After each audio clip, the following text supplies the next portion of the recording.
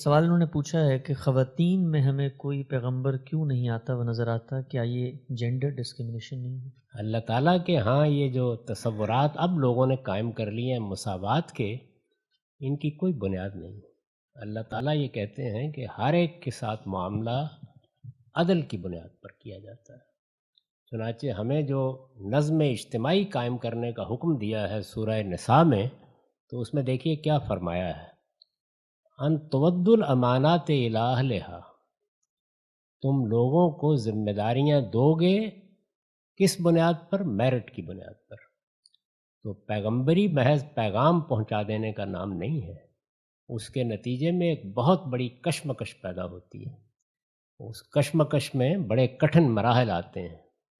اس لیے اللہ تعالیٰ نے یہ ذمہ داری عورت پر ڈالنا پسند نہیں کیا، یعنی اس کی نزاکت کا احساس کر کے یہ ذمہ داری نہیں ڈالی۔ ہمارے ہاں ہر چیز کو ہم عزت بنا لیتے ہیں، نبوت بہت بڑی ذمہ داری ہے۔ کبھی دعویٰ کر کے دیکھیے، آپ کو قوم بتائے گی کتنی بڑی ذمہ داری ہے، یعنی دفن کرائے گی پکڑ کے۔